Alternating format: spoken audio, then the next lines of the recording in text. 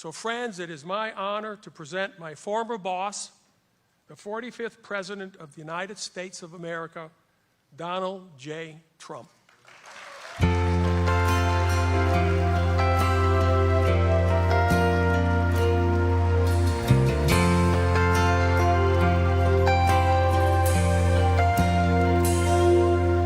If tomorrow all the things were gone, I'd work for all my life, and I had to start again with just my children and my wife. Thank my lucky stars to be living here today, 'cause the flag still stands for freedom, and they can't take that away. And I'm proud to be an American, where at least I know I'm free. And I won't forget the men who died, who gave that right to me. And I gladly stand up next to you and defend her still today, 'cause there ain't no doubt I love this land. God bless the USA.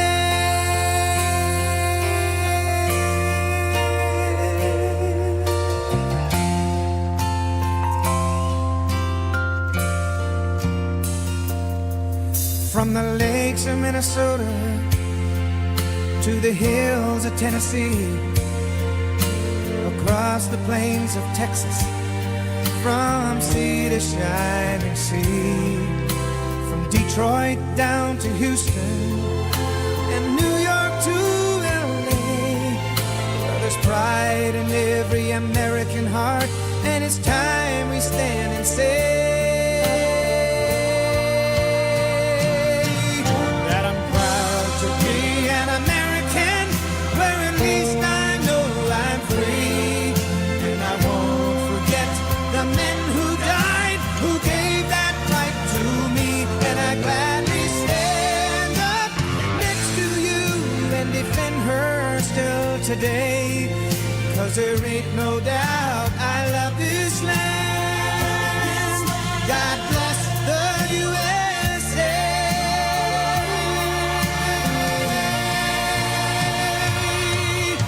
And I'm proud to be an American, where at least I know I'm free. And I won't forget the men who died, who gave that right to me. And I gladly stand up next to you and defend her still today, 'cause there ain't no doubt I love this land. God bless the USA.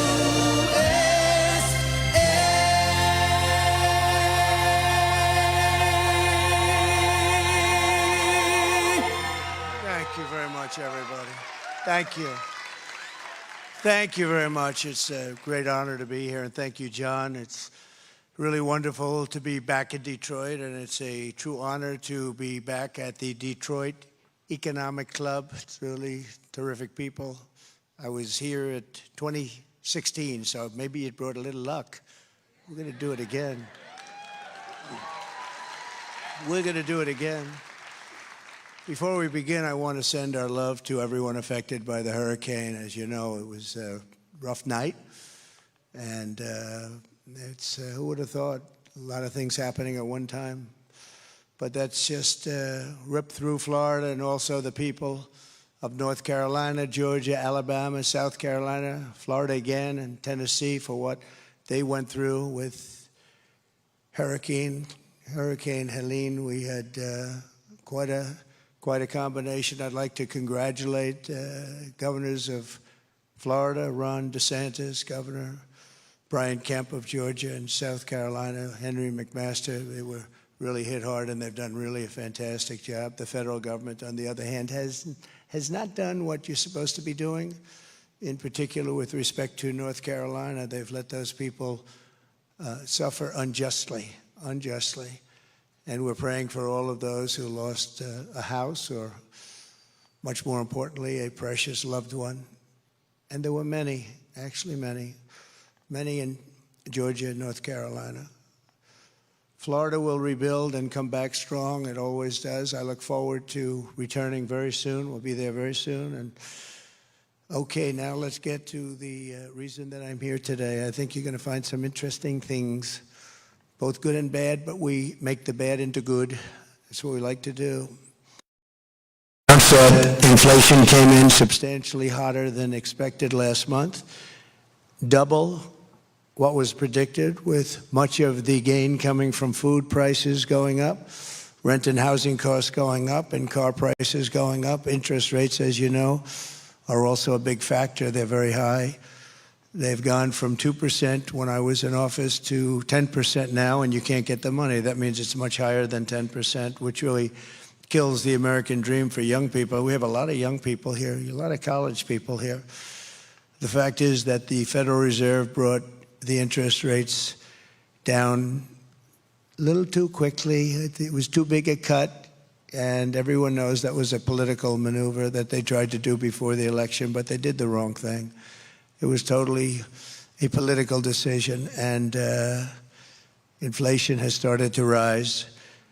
4 years ago, when I left office, we had no inflation. We had virtually, just think of it, we had virtually no inflation for the entire 4 years. So when people made money, that was really their money. It wasn't money that they have to give back to a source that they know nothing about, including government. Under Biden and Harris, because of inflation, the economy has been a total disaster. But Kamala says that she can't think of one thing that she would do differently. She said that 2 days ago in a very unfortunate interview for her. And there are many people saying, in particular, highly respected analysts like Scott Bessent, one of the top analysts on Wall Street, that the only reason that the stock market has gone up is because Donald Trump is doing very well in the polls, and it looks like he's going to win. A lot of people are saying that. Who knows? But a lot of people are saying that. The only way to end this suffering is to vote for change this November, because what we're doing is our country is very bad. We're being scoffed at and laughed at all over the world. The other big news is the fraud committed by 60 Minutes and CBS, together with the Democrat Party, working together with them, which will go down as the single biggest scandal in broadcast history, I predict. It's a big story. I don't know if you've seen it yet. Happened. They learned about it yesterday evening. The real answer of Kamala was very crazy or dumb. Nobody knows what, but it was bad. So they actually replaced it. Think of this. They've never done that for me. They actually replaced it with another answer, having nothing to do with what she said before. They took another thing that she said and they just lopped it in there. Nobody's ever seen anything like it. 60 Minutes, nobody's ever seen. And they wanted to make her look as good as possible, make her look better. A big problem in our country is the fake news. We have such fake news. I mean, I've had a recent thing where, as an example, an Obama disciple named Peter Baker, he writes for the failing New York Times. He wrote a piece about me. And just one of the many things he said that was wrong, but he said that I would go around saying that I was honored here years ago as the man of the year or whatever. And I talked about how your car industry, this was long before, many years before I ran for president, maybe 18, 20 years ago. And he made the statement that that never took place, that honor never took place. I was never honored here, which was quite insulting, actually. I didn't remember the specifics of it. It was 18 or 20 years ago. But he said it never took place. Very much like Kamala, she said she worked at McDonald's, and she didn't. And I didn't want to get into that, so what I did is I asked my people, you gotta find it. When? It was like 19 years, 17, it was a long time, but I was honored. And guess what they found it I was?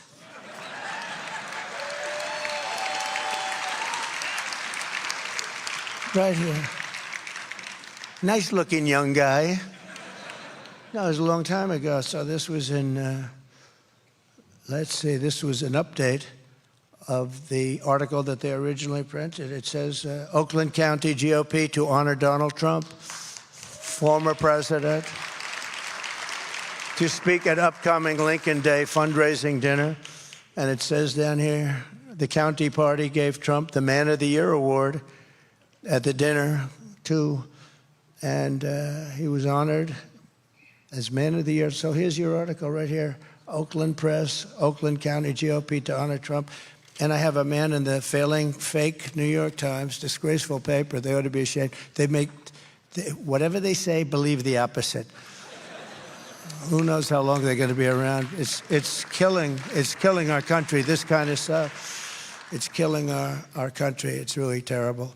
I want to thank the president of the Detroit Economic Club, Steve Gregorian, who's a very wonderful guy, as well as Congressman John James, Ambassador David Fisher, Michigan Senate Republican leader Eric Nesbitt. Thank you, Eric.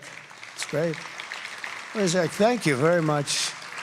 How are we doing? I hear we're 4 points up. Well, how are we doing? Huh? Yeah, she says at least. Thank you. Michigan House Republican leader Matt Hall, a very good guy. Thank you, Matt. Thank you. Is John there? John James? Where's John? He's doing well. We have some good people here. Chairman of Michigan Republican Party, Pete Hoekstra. Pete, thank you very much, Pete. And a very special man, a great guy, Dr. Masad Boulos. Many of you know him. He's a very successful man.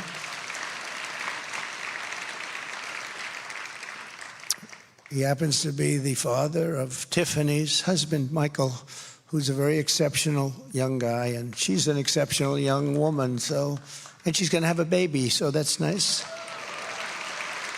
Thank you for being here. Thank you very much. Thank you. Great honor.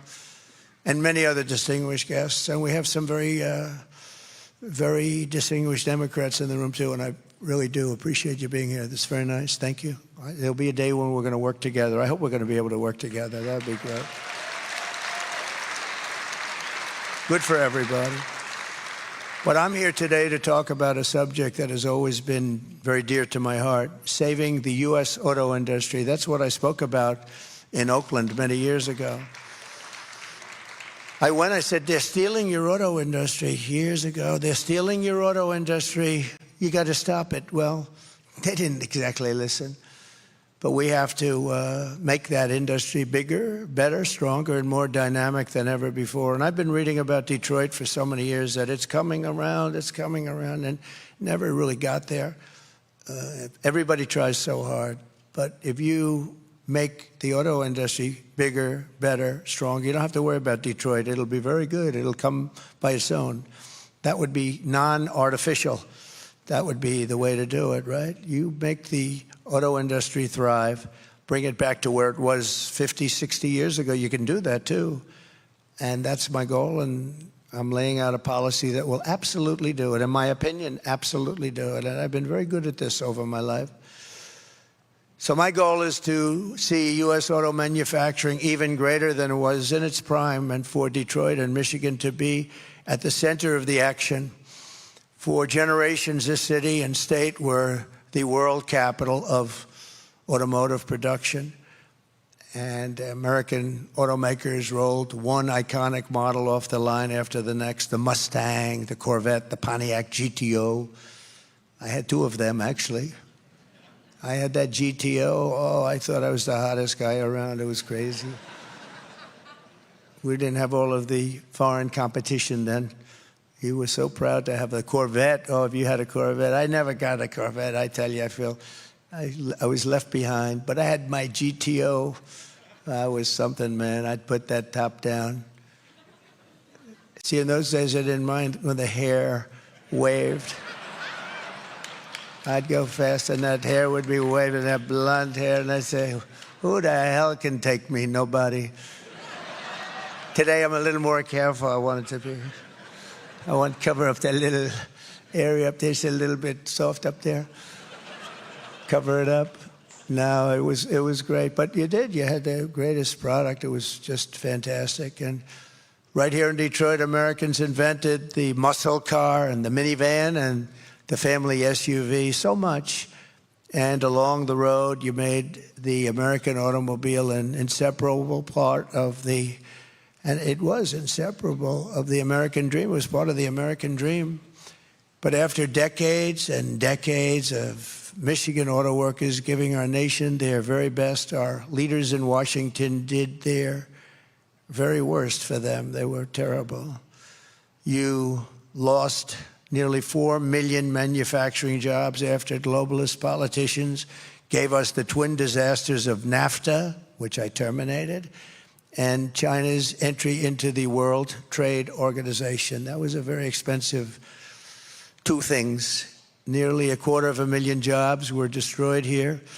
Right here in Michigan alone, think of it, 250,000, 250,000 jobs, including 40% of all of the auto jobs. And then it got to be much higher than that. Detroit was decimated as if by a foreign army. This was a foreign army invading us, but it was an army of business people, very brilliant business people, that took the candy out of our pockets just like you take it from a baby. That's how easy it was for them. Factories were left in ruins. Beautiful hotels and theaters crumbled. More than 80,000 homes were abandoned. You see it outside. By the time I came into office after our victory in 2016, the Michigan auto industry was on its knees begging for help, gasping. And really, it was at the last breaths of life. And I had to move quickly. You were going to not have any auto industry here. It was all gone. It was just about over. They were going to move so fast, and I let countries that were stealing our businesses know, you do that, I'm going to do things to you you're not going to believe. I'm going to put tariffs. They laid off a lot. They could have taken it. We were at a very vulnerable point. I let certain countries know that if you do that, I'm going to put tariffs on you, and you're going to get your asses kicked, I'm telling you. And they laid off. They really laid off. But they laid off what? We had not very much left. So just as I promised, I withdrew from the job-killing Trans-Pacific Partnership in my very first week. And the reason I did is that would have absolutely destroyed your auto industry. You would have had none left. It was a disaster. And if you remember, Hillary Clinton wanted it, and Obama wanted it. And then after she read the facts that when I did it, she came out against it because she said, you know, he's right. She was totally in favor of it. But when she said, she came out actually and agreed with me. And she said, I'm also against it. But I was there. It's sort of like no tax on tips. And then 2 months later, Kamala came out, no tax on tips. And it didn't play well for her. Didn't play well for Hillary either, obviously. I ended the disaster known as NAFTA, the worst trade deal ever made by our country, and replaced it with the brand new USMCA. Bob Lighthizer and his team did a great job. The best trade deal, they say, ever made. I actually think maybe our deal with China, but I don't talk about that deal very much because of COVID. But we have a deal with China where they buy $50 billion worth of our product. That was a great deal. We have made a lot of good ones. But with the USMCA, that's Mexico and Canada, we have massive incentives to make cars in the United States of America. I renegotiated Obama's Korea trade deal, which was a disaster, to fully restore the protective tariff on foreign pickup trucks. You know, the auto industry in this country makes most of its money from the pickup truck. Who would think, right? But we do great. If we didn't have that, you'd have no auto industry. You would, because that subsidizes other things. And the only reason it does is that the tariff on every single one of the big, if you didn't have the tariffs, if I didn't put those tariffs, you would be inundated from all over the world, and you wouldn't have it. Every single one of the Detroit Big Three could right now, and would right now, guaranteed be out of business. 50% of their U.S. sales are pickup trucks. Think of that, 50%. They make all their money with almost all their money. I want to be very accurate because you got a lot of fake news back there. I want to be extremely accurate. They came to see you. in Detroit. I'll tell you, that's a good thing because they're going to hear some things today I think that are going to be very interesting. Perhaps most importantly, I imposed a 27.5% tariff on all Chinese automobiles, which largely kept them out of the market, meaning kept them out of the market and kept Detroit in business. In other words, I kept Chinese cars out of America, and we had to do it because when they come in, they take over everything, and you would have had no car manufacturing at all. And it was only me that did it. I met with a lot of resistance. And remember this, between the lobbyists and everything else, it's brutal. It's brutal. Getting people to go along with you is brutal. Even if it's the wrong thing. They know it's the wrong thing, but they get paid a lot of money. So I just want to say, Michigan, you're welcome, because we have a little base to start off.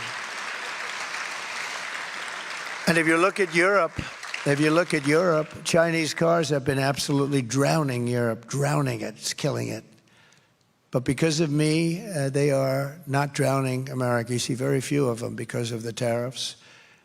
And when they do come in, they pay a lot of money. The Biden administration is thinking of taking that tax off. And if they take that tax off, you can wave goodbye to your auto industry. And you have the worst union leader probably in the history of, maybe in the history of our country for any business. I don't know him. Sean Fain is a disaster. But your industry would be gone very quickly. Under my leadership, we created nearly 500,000 brand new manufacturing jobs, including 30,000 auto manufacturing jobs right away. We saved it and we got it going. And that was nothing compared to what I'm talking about now, nothing. Because we had COVID come in that final period, and we had to focus on that. The share of cars sold that were domestically produced increased for the first time in many years. It actually, because it was going down, down, down. And since I left, wait till you hear those numbers. The U.S. trade deficit in automobiles dropped by $6.8 billion. Think of that. And I had to do it on the fly. We had to do it fast because you were going to have no industry whatsoever. Whatever you have now, and it's a fraction of what you used to have in the glory days. I call them the glory days. That was when we were the greatest in so many ways. U.S. Steel, look at it. They want to sell U.S. Steel to a foreign country. I'm going to not let that happen. I hope the deal doesn't close before then. I will not let that happen. We need our steel.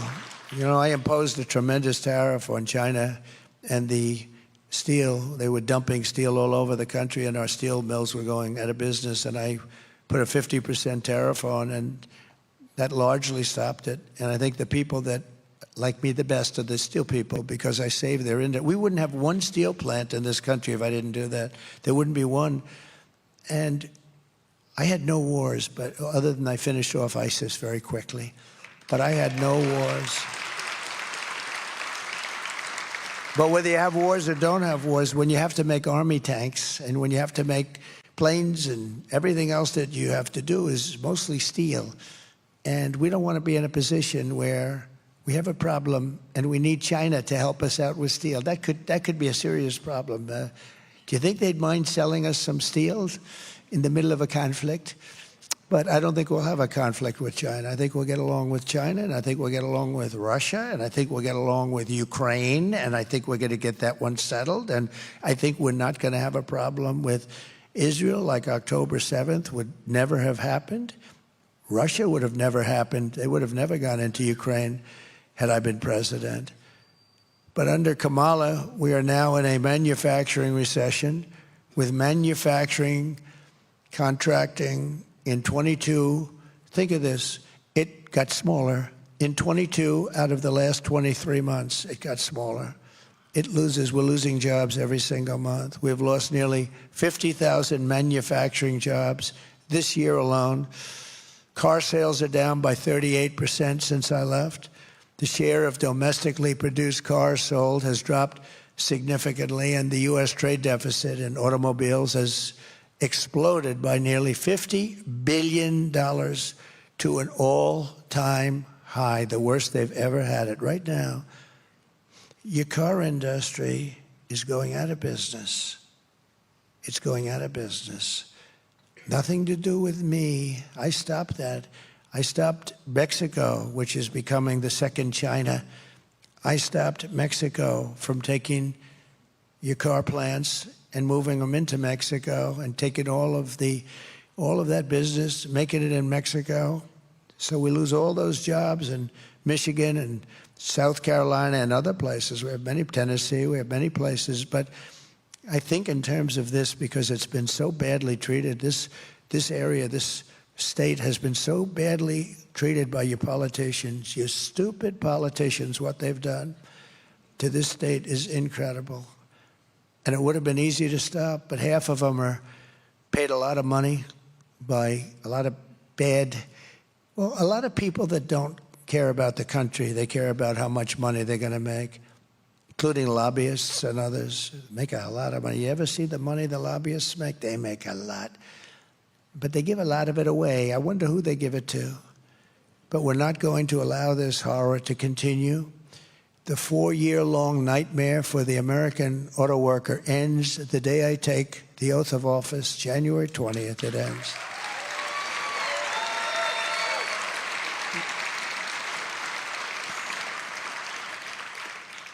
Yeah, a poll just came out today. As I was walking on, they said, sir, you're 4 points up in Michigan. I said, that's all? But they said, by a poll that they call it a Democrat poll. It's a poll that would normally be very negative. So if they say 4 points, that means more. But I think we're doing well here, and I think we're doing well all over. We're leading in every single state, every swing state, by actually, in some cases, a lot. Today, I am announcing a detailed plan to save the American auto industry and bring millions and millions of jobs back to our shores and very quickly.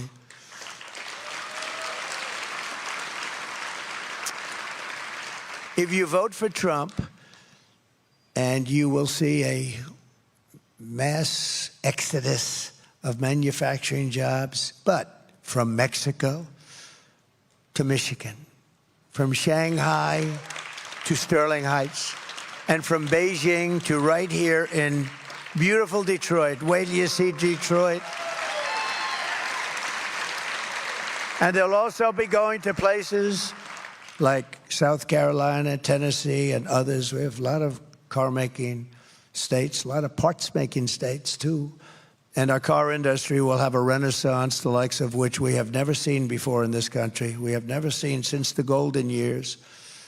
It's my goal to get our country on an automaking path where at some point in the near future it will be bigger and more important than it ever was, and even in its heyday. Many years ago, it was unbelievable. I think we can be bigger and more important because we have some very, very great assets. And this is very personal for me.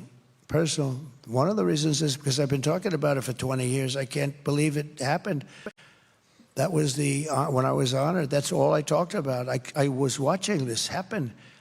It was, at that time, Japan. Japan was just taking our cars like we were a bunch of babies. I always say candy from a baby. That's how easy it was. Now it's Japan, but it's China, and it's a lot of countries. This was one of the biggest reasons I ran for president in the first place. You know, it was probably the auto industry that was most abused. You were the most abused. There are a lot of industries that are abused. We stopped it, but now I could put the brakes on. Not only stop, I now know the game a little better. You know, I had never been a politician before. I got to the White House. I said, yeah, I've never done this before, but I had to learn, and I had some great people. Bob Lighthizer was great, our trade representative, but we had some people that I didn't like, I wouldn't have picked in retrospect. We had some clinkers, but you have to understand, I just got there. I was only in Washington 17 times, and I never stayed over. So I wasn't a part of Washington society. It wasn't my thing. I was a New York person, developer, did great. And I knew New York, but I didn't know Washington. So I had to rely on people.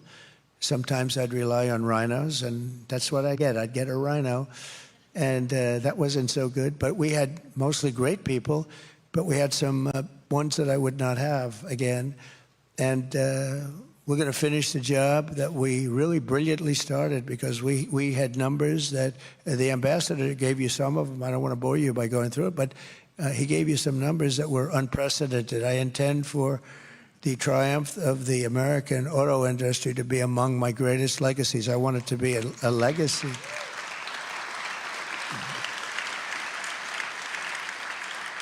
I want American companies to not only dominate the American market, but also the foreign markets as well. They buy so many of our cars. It's so horrible. But you know, they only buy them if they're made in their countries.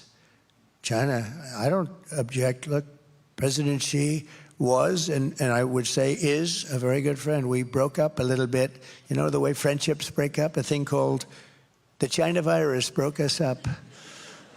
I think that's understandable, right? Cost the world about $50 trillion and tens of millions of lives all over the world. I think that's a reason. But no, I've always had a very good relationship with him. Very, very strong, smart man.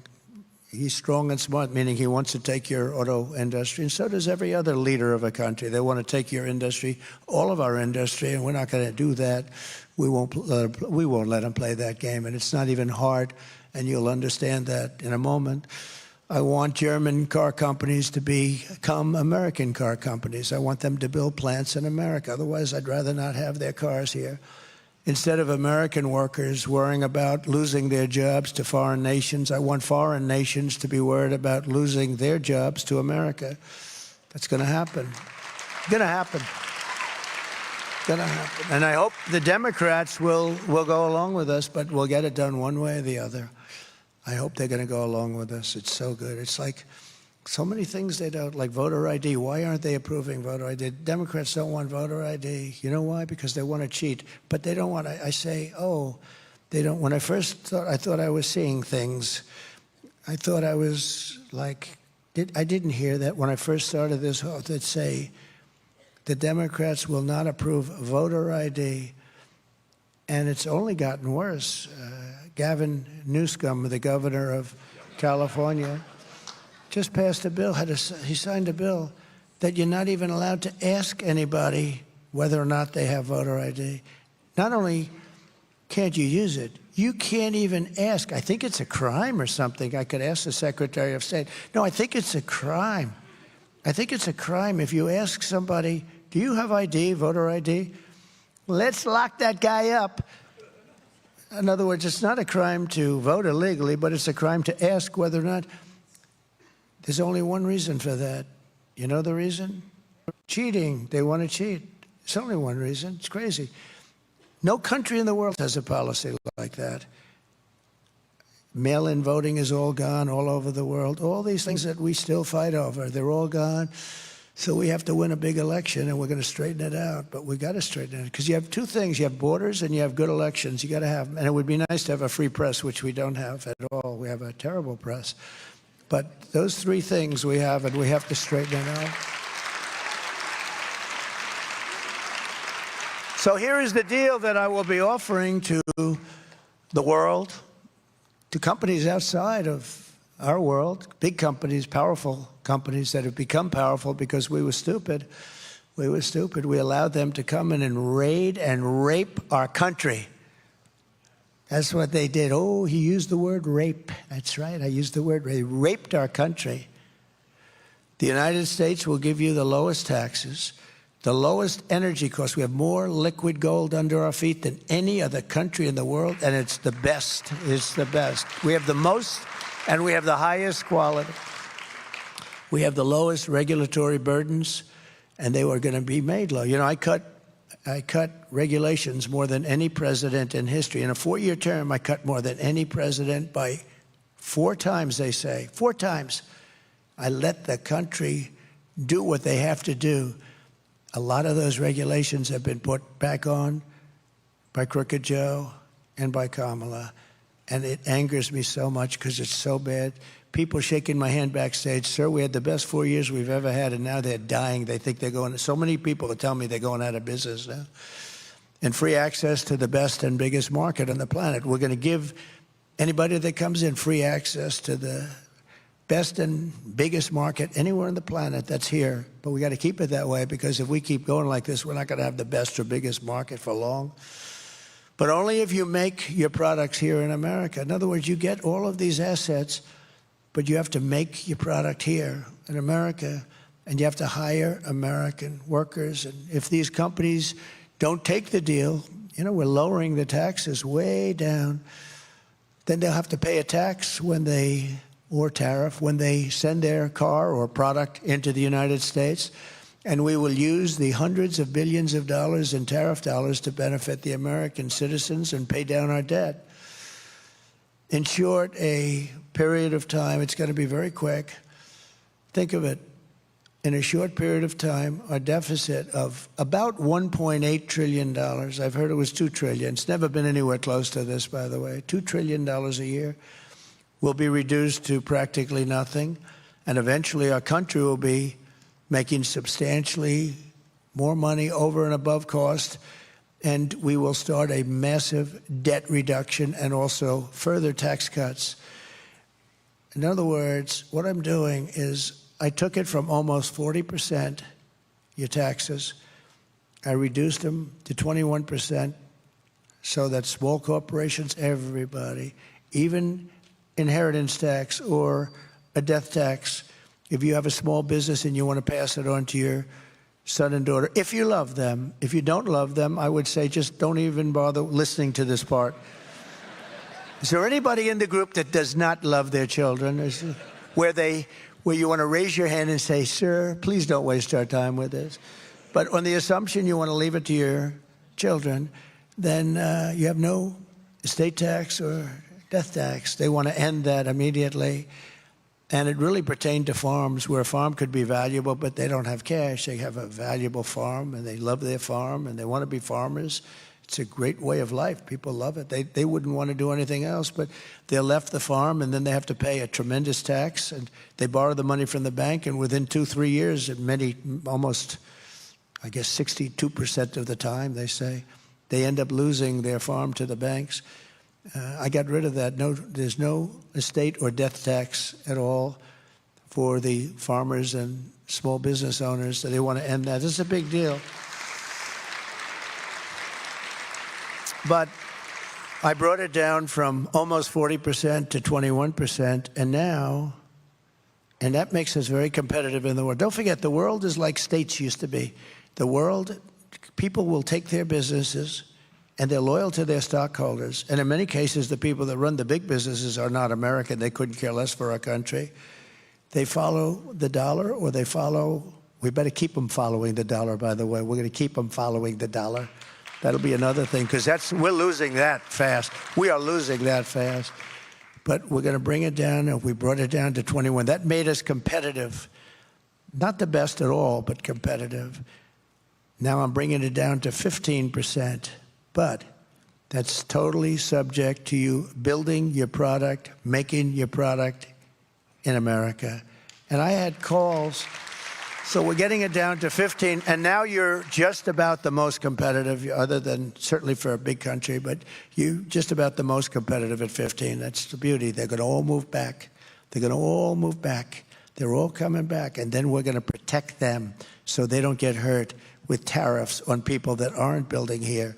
And they're going to come in, and they're going to build here because they don't want to pay those stiff tariffs. So we will build this policy, and it's called Build It in America plan. It's Build It in America because when foreign leaders and CEOs call me up to complain about our tariffs, my answer will be very simple. Build it in America. You don't have any tariffs. Build it right here in Detroit. You don't have any tariffs. Build it in Dearborn or Lansing or Grand Rapids or Flint. You don't have any taxes. You don't have any taxes or tariffs or anything. So we're going to take that. We're going to take that. Remember, we started at 40. Everyone said, you'll never get it down to 30. I got it down to 21. And that caused the biggest renaissance in the history of our country. We had the greatest period of success in the history of our country. We did more revenue at 21% than we did at close to 40%. People were going wild. Businesses were flourishing. Small businesses were going through the roof. Big businesses, I was allowing them, they'd have hundreds of billions of dollars. Apple, as an example, they brought in hundreds of billions of dollars. We had restrictive covenants where they couldn't bring money back into our country. Two reasons. The tax was too high. It was so ridiculous. Nobody would do it. You had to pay a 50, 60% tax, so you bring money. So they said, well, we'll just leave it there, and we'll develop in Europe or Asia, wherever the money was. But think of this. We brought in trillions of dollars because I made it possible. I made the tax rate fair, reasonable, like a reasonable person would bring it in for a reasonable tax. And also I made the bureaucracy very easy. They had to hire 4 different law firms to get their money back if they wanted to bring it back.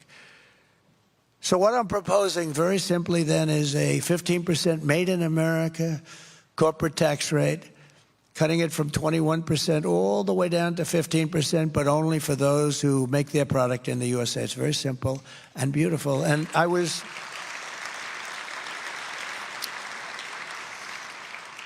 called by a couple of the top people in Wall Street. I sort of know a lot of them. They said, who gave you that idea? It's so simple. I said, you know, it's a great idea. I have another one coming up for you that you're going to like just as much. You're going to love, maybe more. Oh, you got a big one coming toward the end. I want to save it for the end. This way you're going to stay around and you're going to be so happy. It's just pins and needles you're sitting, right? No, I have one coming that I think is just incredible. But this is something that is going to revolutionize our country, because it's not only auto companies, it's also others. But I think in particular, this is going to be something that is going to really lead to the renaissance in Detroit and in our country, but in Detroit. This place will be booming. This place is going to be booming.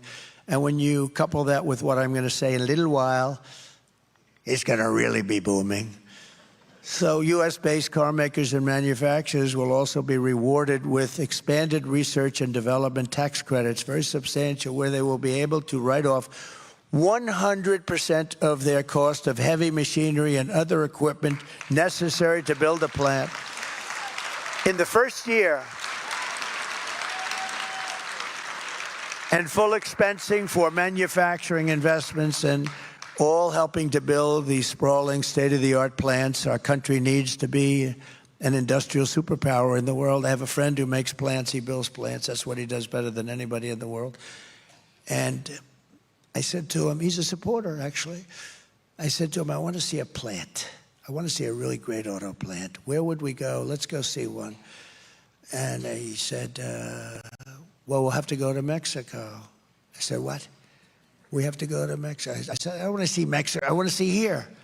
He said, well, the big ones are really built in Mexico. They're building some really big ones right now. You know, your stupid union leader, Sean Fain, or whatever the hell his name is, this stupid guy, he's playing around all electric cars, everything else. Did you see your numbers in the last few months? What's happening? You're losing your whole business.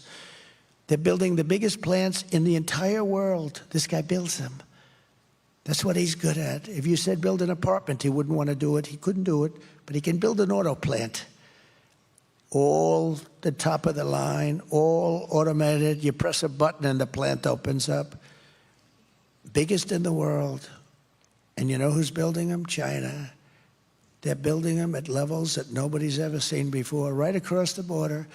And they think they're going to make cars there, and they're going to put you all out of business, and they're going to sell them across the border, and they're not going to have a tax. No, they're wrong.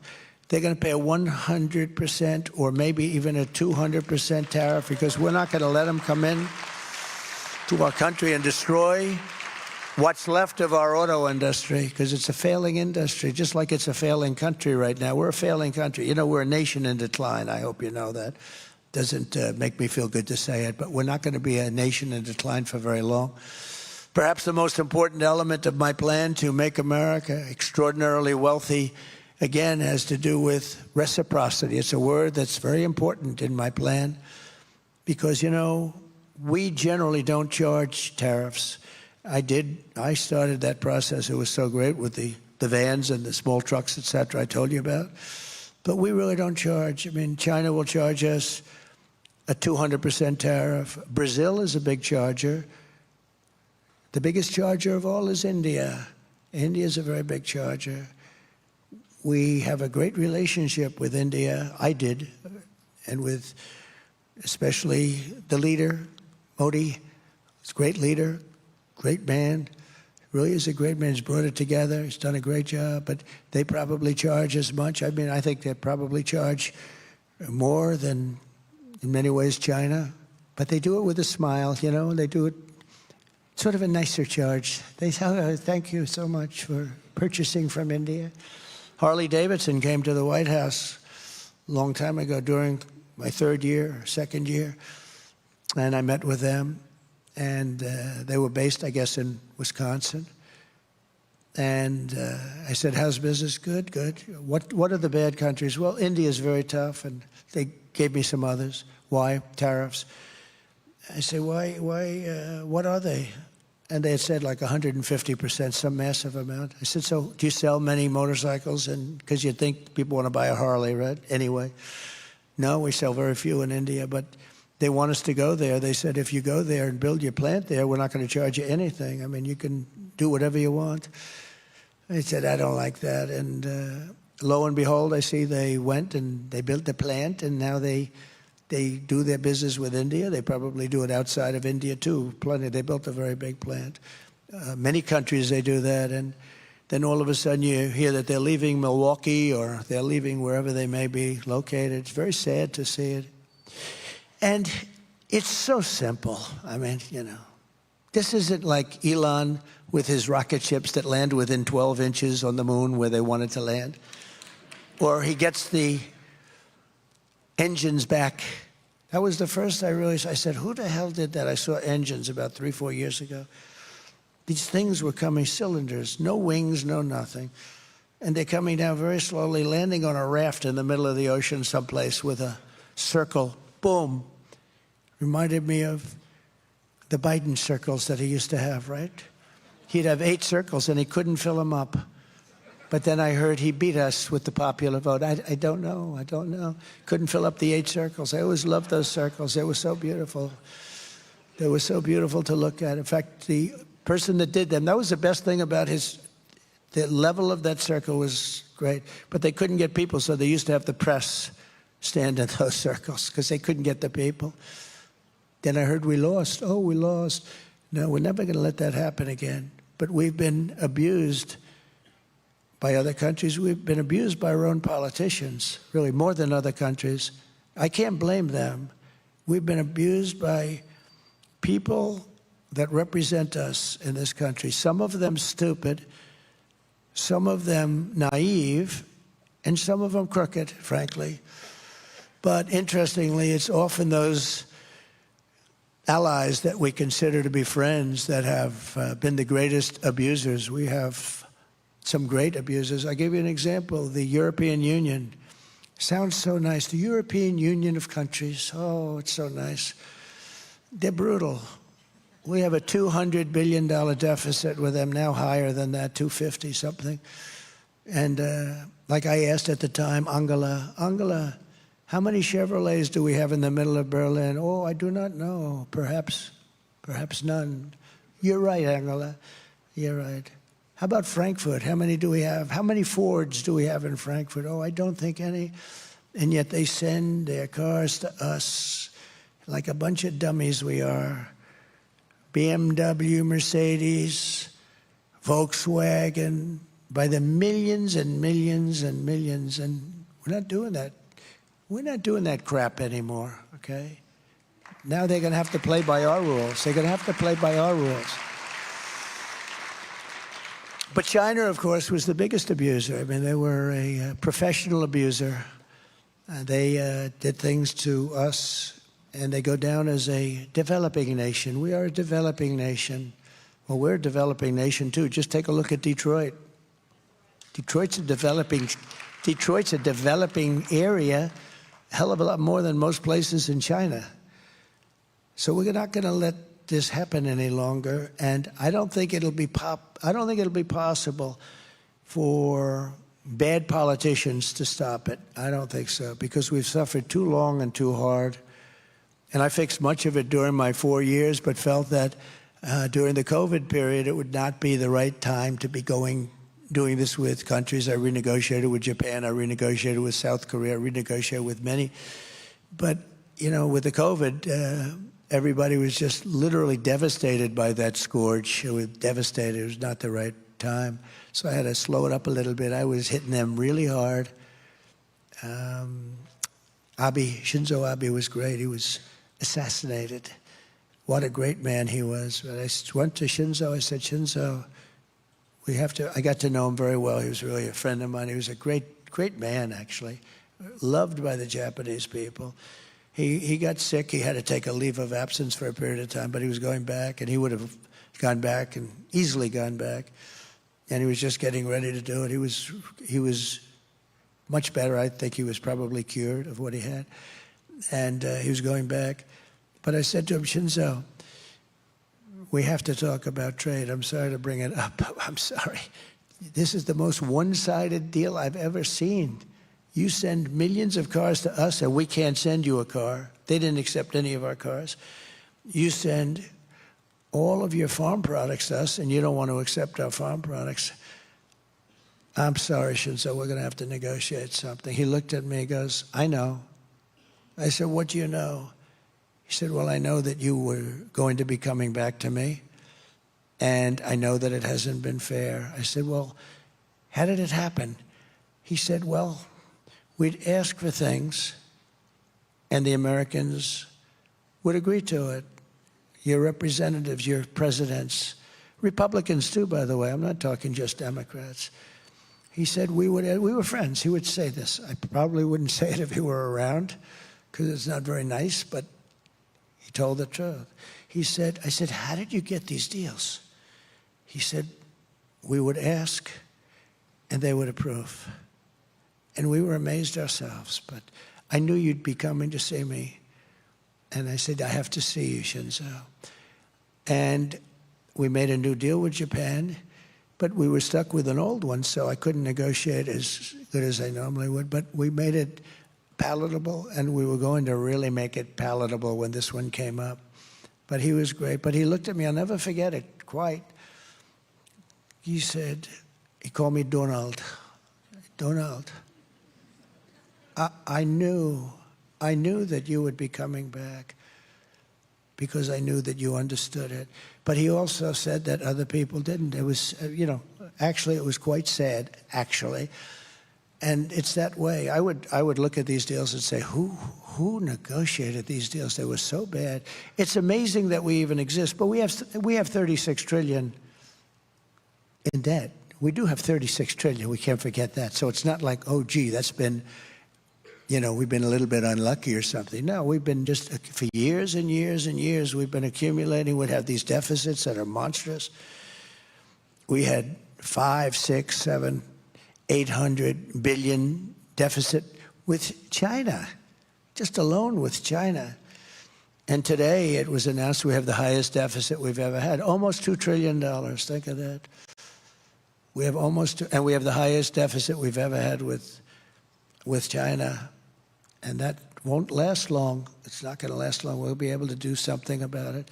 Because China wants to do business with us, but they think we're stupid. They think we're stupid people. And then they see our president, and then they see a person that is representing the Democrat Party and got no votes and was the first one out. She was the first one out. Think of it. She was the first one out. She never made it to Iowa. 22 people running, and she was the first one to quit. And now she's running, and it's all right. But nobody's ever had to run against two people before. First, I had to run against him. Then we had the debate, and his numbers weren't good, and it looked like he was going to lose. So they said, "You're going to lose, and we want you out." And eventually, he agreed to go out. He didn't want to. He's a very angry man, by the way, and he hates her. And then it was a question. They have a person in the state who some people talked about. They had a lot of people, but they had about 12 people, and they put her in. 12 people plus her. She was number 13. She was rated number 13, too. They had 12 people that they wanted more, but they didn't want to be politically incorrect, and they chose her, and we're running against her. But if she gets in, it'll be a disaster for this country. Basically, if a country or any country is charging us tariffs, very important, reciprocal. If they're charging us tariffs for a certain product or tariffs at all, if they're charging us tariffs at all, which almost all of them do, then we will likewise charge them tariffs, and we will quickly reciprocate. In other words, we have countries that are charging us 150% tariff, and we charge them 2%. And I actually went to a politician, a senator from the great Commonwealth of Pennsylvania. You'll figure out, because he wasn't able to run because I wouldn't endorse him, because I called him the anti-tariff person. I thought he was not a bright person. And he was one of the few that said, no, we cannot charge tariffs. I said, but they're charging us 150%. So can we charge them 100%? Sir, no, we can't. Why? It's not free trade. I said, really not free trade? Well, what about them? No, sir, it's not free trade. Can we charge them 50? They're charging us 150. Can we charge them 50? He goes, no, sir, it's not free trade. I said, you're either the dumbest human being I've ever met, or you're a crook. One or the other. And he's no longer a senator. He decided not to run. But I think it was a disgrace. I had a lot of problems with him. But basically, one of two things will happen. They're going to call us, or I will call them and say, look, we can continue to play this game, or we can save a lot of energy and pain and bookkeeping, and we'll just all drop the tariffs. Right? We'll just all drop the tariffs. Or we can get paid royally every time a shipment of their goods comes to our shores, and we'll make a lot of money. One way or the other, we win. But its reciprocity will probably, I think for the most part, they're going to drop the tariffs. Right now, they're not going to drop them. We have countries that are charging us 100%, 150%. Think of it. And we charge them nothing. It's been a pillaging of our country. It's been a terrible, terrible thing. This has been going on for a long time. I started changing it a lot fast. I changed it with a lot of countries. There are a lot of countries don't like me. You know, I get always bad publicity. This one doesn't like me. Germany doesn't like me. A lot of countries don't like me. They say, who do you like better? Sleepy Joe Biden or Trump? Oh, I like Biden better. Yeah, because he let them do what they're doing. He doesn't have a clue, the guy. He just goes to sleep at 4 o'clock every damn day. He doesn't have a clue. And he's destroying, they're destroying our country. You see, that's the real threat to democracy, stupid people. That's the threat. Our biggest threat to democracy is stupid people.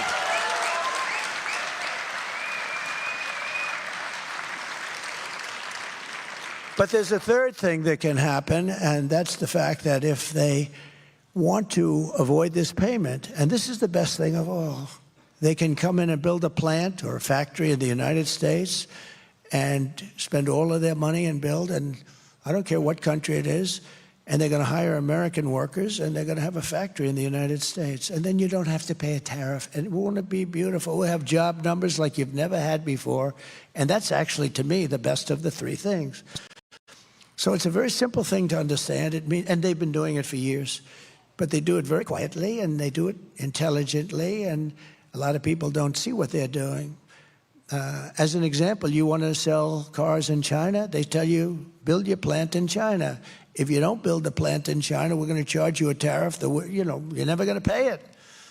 So a lot of people go over to China and they build their plant. The only question I have is, where do we stop with reciprocity? Because frankly, we have much more to offer. And they've been screwing us for so many years that we're allowed to get some of that back. So I say, do we want to stop on an even basis? We won't do this, we won't do that. Or do we want to stop on a basis, you don't do it to us, but we're going to still do it to you a little bit? And that's where I am, I think. And in a way, they owe it to us, In a way, they owe it to us. because they've been taking advantage of us for decades. And in a way, and it's injured us. We're injured. We're an injured country from trade. And, with NATO, when I got there, 28 countries they had at the time, and only 7 were paid. The rest of them weren't paying, or they were paying a smaller amount than they were supposed to pay, including Germany, by the way. Germany wasn't paying, can you believe? Because they said, we're stupid. We're going to take care of them anyway. Why should they pay? A lot of the countries felt that way. And I made them pay. I said, you got to pay. And one person at a very closed meeting, press knew about it a little bit, but they never reported it because it was a good thing, not a bad thing. So naturally, you don't hear about that. But it was at a meeting, and he stood up, the head of a country, of one of the countries. He said, so does that mean that if we don't pay, you will not protect us from Russia? It used to be the Soviet Union, now it's Russia. Sort of the same thing. I said, that's what it means. You will not protect us? I said, are you delinquent? Yes. Let's say we're delinquent. I will not protect you under any form. You will not be protected. And the following day, we took in billions and billions of dollars. The money came in, and Stoltenberg, the Secretary General, a good man, he said it was the most amazing thing I've ever seen. Obama would come and make a speech and leave. Bush would come and make a speech and leave. Trump would come and look at the statement and say, man, because we were almost paying for all of NATO. So we were getting screwed on NATO and screwed on trade. A double. Nobody else would have done. This is crazy. So we're protecting you, and you're taking advantage of us on trade. I said, sorry, we're not going to take it anymore. But the money came. We took in hundreds of billions of dollars in NATO. Hundreds of billions. And by the way, they should be paying 3 to 4%, not 2%, okay? They're 2%. They should be much higher than that. But that's up for whoever is going to be the next president. I think Kamala, it's not going to be high on her list. I don't think anything that we're talking about today is high on her list. The whole country is going to be like, you want to know the truth? It'll be like Detroit. Our whole country will end up being like Detroit if she's your president. You're going to have a mess on your hands. She destroyed San Francisco. She destroyed, along with Newsom, California. And we're not going to let her do that to this country. We're not going to let it happen. So we are the piggy bank that everyone wants, that someday we will continue along the path. We've been, really, it's been an amazing path. It's been a horrible period of time, but almost the last 4 years, we will be, I will tell you that if I get elected, we will be a piggy bank stronger than ever before, but we will be a fool no longer. We will, if you get her, lose our wealth. We're going to lose our power, and we'll also lose our reserve currency status, which will be like really losing a war. If we lose that, it'll be horrible, but we're losing it right now. You're losing your reserve currency, the dollar. So many countries aren't participating. Look, China wants to take that over. That's one of the many things that they want to take over. We can deal with China, you know? We can deal with China, and we can deal with Russia, and we can deal with North Korea. Obama, at our meeting prior to taking over, when I took over, it's this ritual, at a meeting, and he said, the biggest problem is North Korea. And very quickly, it was nasty for a while. Little rocket man, a lot of insults. Remember when he said, I have a red button on my desk? I said, I have one too, but mine's bigger and mine works. Remember that? He said that. And a lot of people were saying, this is getting to be very heated. And then he called and he wanted to meet, and we met, and I got along great with him. I hate to say it because the press goes crazy when you say that, but that's a good thing. It's a good thing, not a bad thing. A lot of nuclear weapons. But we got along very well. You had no problem. Nobody was threatened after that. We got along. They're threatened now. You could very well end up in World War III right now. You're very close to it. You're closer than ever. This is the closest we've ever come to World War III. You are so close to it because you have incompetent people in the White House. So that would reduce us, if we lose the dollar, that would reduce us to third world status very quickly. But again, I would come into play, and tariffs would come into play, and I'd call those countries that want to stay away, but they do business. They come in and they take our money and they take our jobs like just so easily. And I would call them and I say, if a country, let's say, ready to go to China with their currency or someplace else, but China's about 99% of the problem, in all fairness, I would say to them, if you do that, I'm going to hit you with tariffs like you've never seen before, or I'm going to not let you trade with the United States, and I'm going to also hit you with tariffs. Double whammy if you get anything through, but you're not, because we're not going to do any business with you. And they will then call us and they will say, sir, we have decided that we love the dollar very much and we're going to stay. That's what they will say every single time. So, you know, tariffs are a very important thing. They need a PR agent to straighten out that word. If I was Mr. Tariff, I would say, please get me a PR agent. I have to straighten out. It's one of the most beautiful words in the whole world. It's going to make us wealthy again. The other word is reciprocity. It's going to make us wealthy again. We're going to be a very wealthy country very quickly, very, very quickly. You know, our greatest wealth probably proportionately was in the 1880s and 90s and the early 1900s, where we had so much cash, they would set up committees. They didn't know what to do with their wealth. We had such wealth in this country. They didn't know what to do with their wealth. They had they would set up, we had so much money, all from tariffs. There was no income tax. And then they went to the income tax stuff, and it was a whole different story. Then you had the Depression. A lot of people said, oh, tariffs, maybe because it wasn't. Tariffs came in 1932 after the Depression. They tried putting tariffs on to see if they could save. They said, we got to save this thing.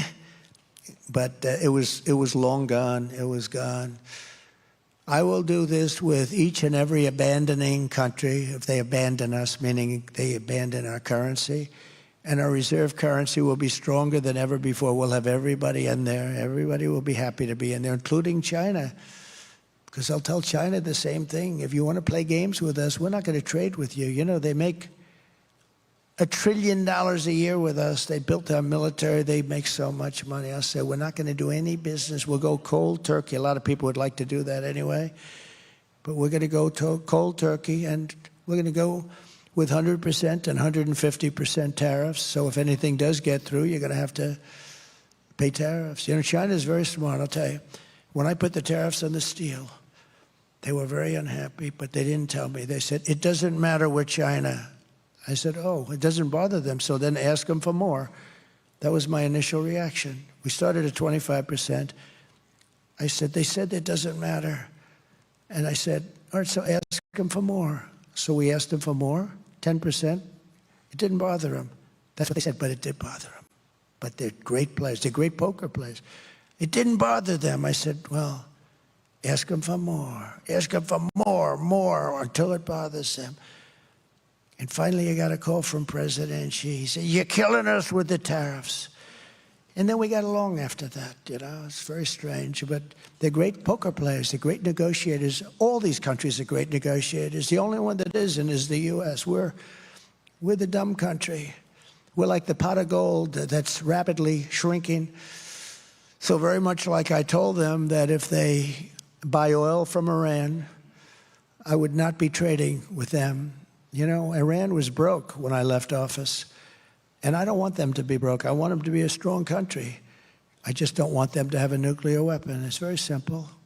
And you protect Israel. And frankly, you protect the Middle East. I want to protect the Middle East, the whole Middle East. And I hate to see this death to everybody.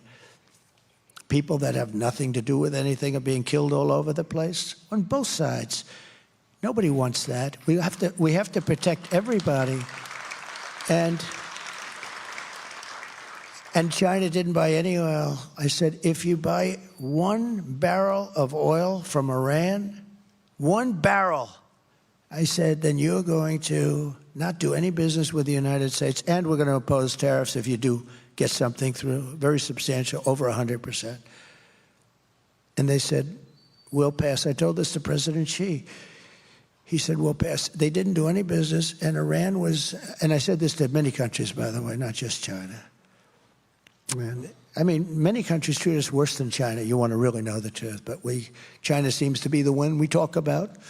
But before I came along, nobody talked about China. They had a free pass. They were going, run silent, run low, right? You know that expression? Submarine. Nobody knew. But I woke up our country a little bit. But Iran was broke. They had no money for Hamas or Hezbollah. And I didn't want to see them broke. I want them to be thriving, but I just had to negotiate. The only problem was, he was the only problem. The election took place, and it was very shocking to a lot of people. And when they took over, they didn't do anything. They didn't do anything. They actually did the opposite. They allowed everybody to go and buy oil. They allowed everybody to do all of those things, and Iran became very wealthy again.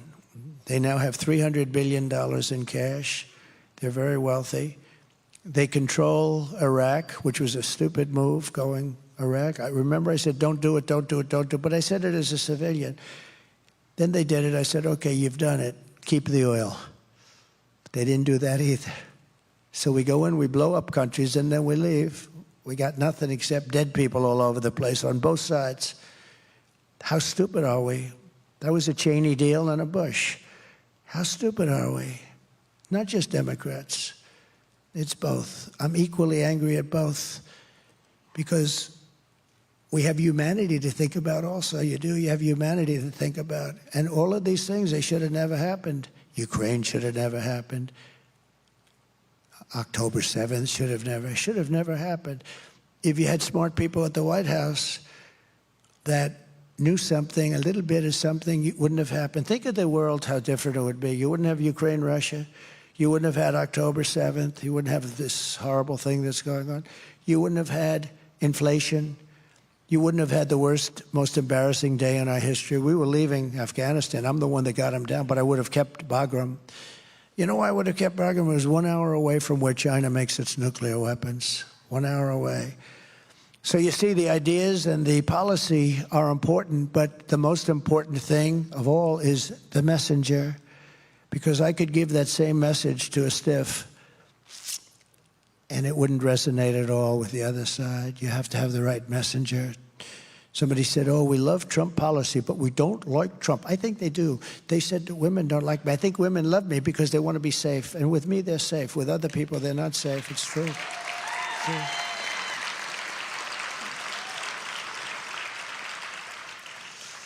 So remember, I want tariffs, but a very, very big, easy, and uncomplicated part of it is reciprocity, because that comes along with it very simply.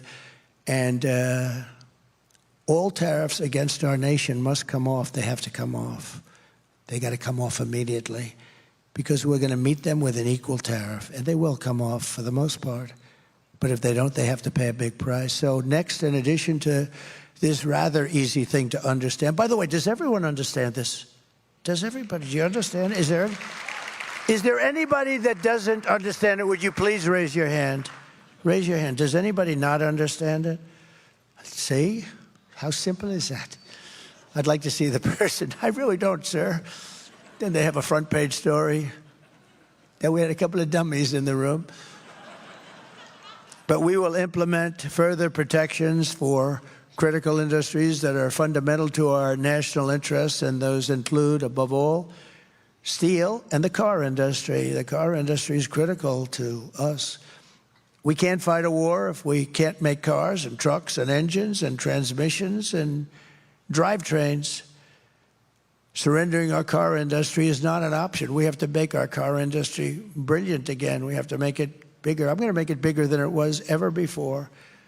Now, I'm going to make it very quick it's going to go, but to bring it to that level, I guess I'll need a little more time, but I won't have that time. But I'm going to hand it over to people. We're going to make this country so strong, and it's going to be so much easier to run.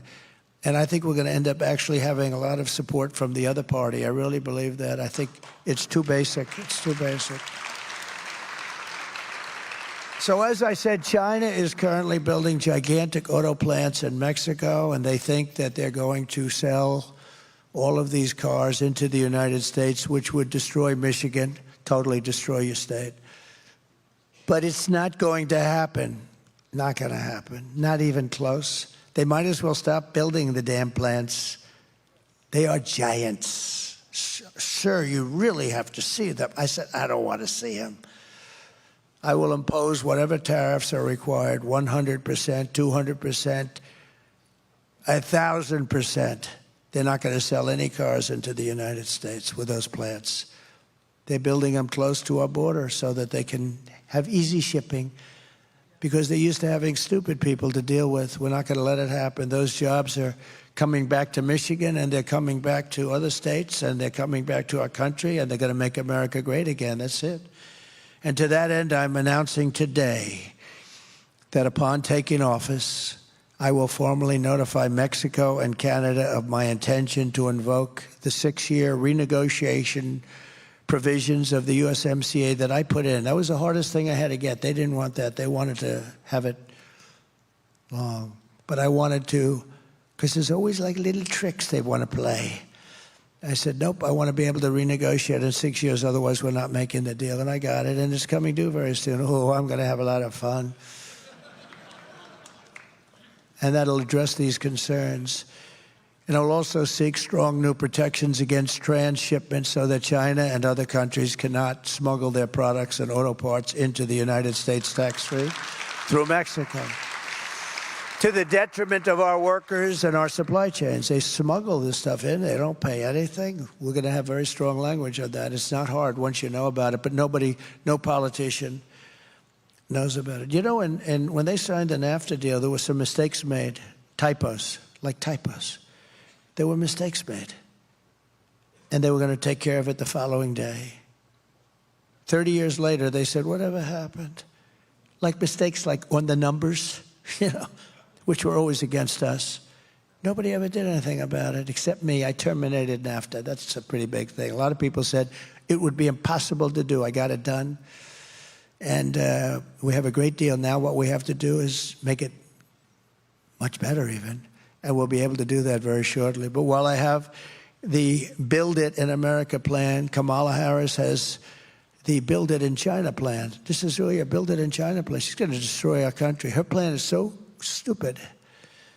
Every policy she has rewards companies for shipping jobs overseas. Most significantly, Kamala is a giant tax hiker. The tax queen, they call her, is demanding a shocking, I don't even, to be honest with you, after watching her on 60 Minutes and on watching that horrible statement that she made, they call it a word salad. I don't really like those words because it was really worse than that. But after watching that, I don't think she's interested in 33. I don't think she has any idea what's happening, okay? I think she's dumber than hell. And we've had enough of that for 4 years. We're not going to have it any longer because we're not going to be a country if we have it. You will see that. You've got to see. No, you've got to see. And to think that a member of the media under this big press corps where they get free licensing, they shouldn't have free licensing when they do that, and they change her answer.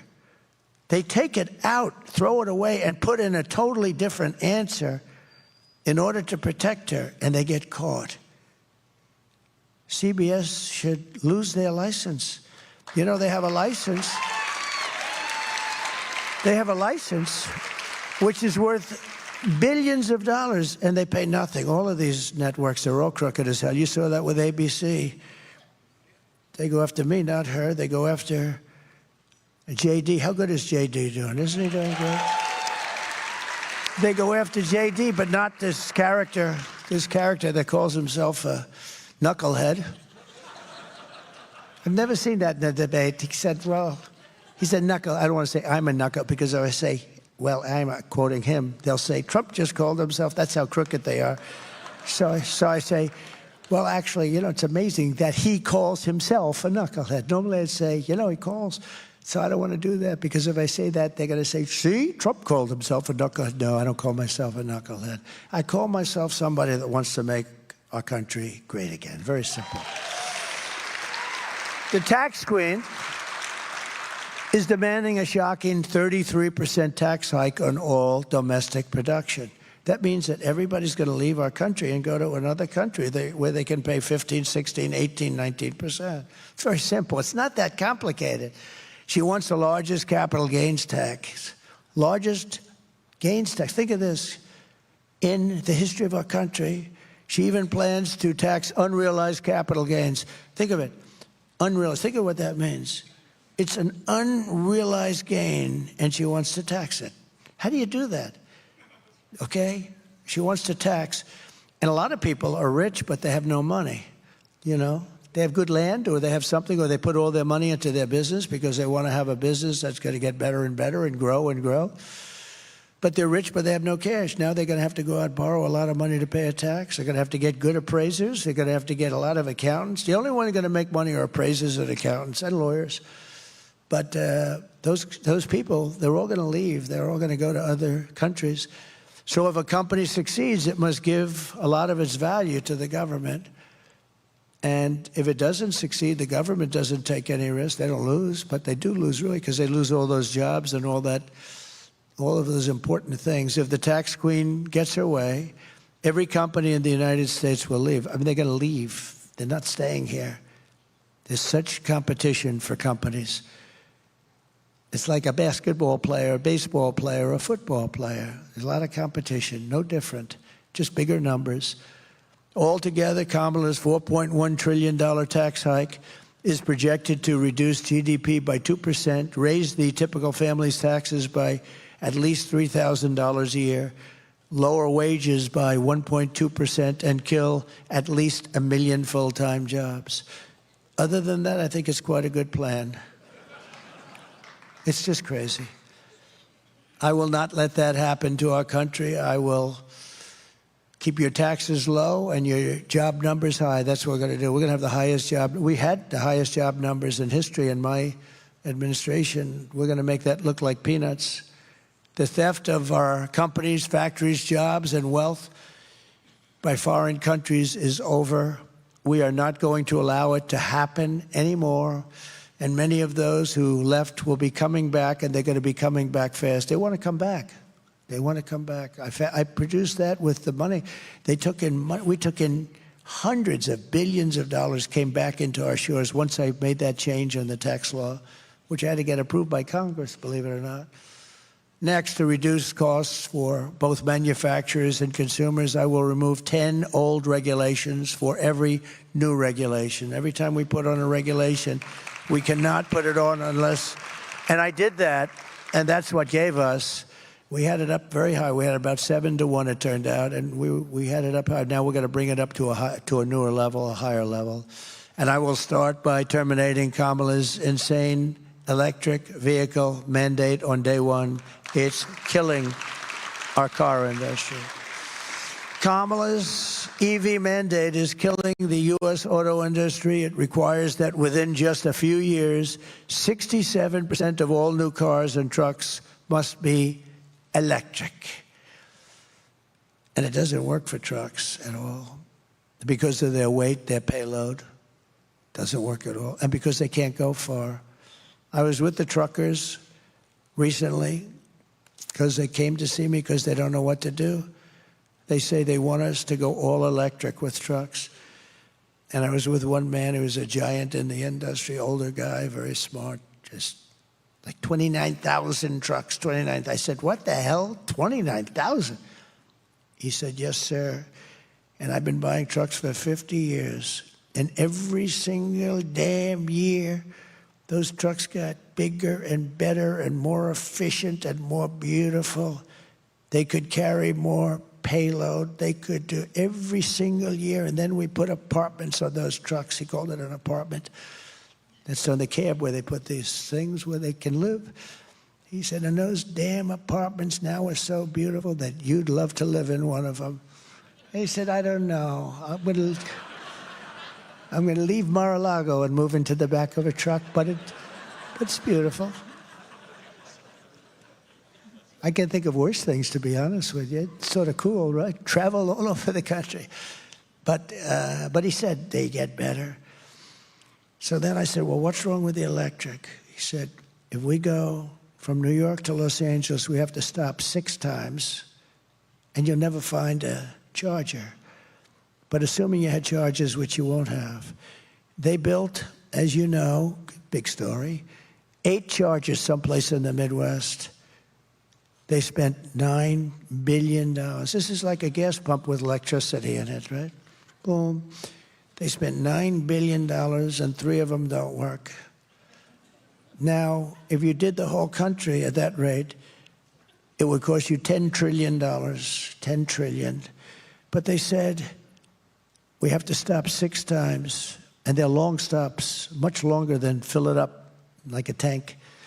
He said, with a big load of diesel, we can get all the way, and we can even start coming back without a stop. And the truck gets lighter as you go along.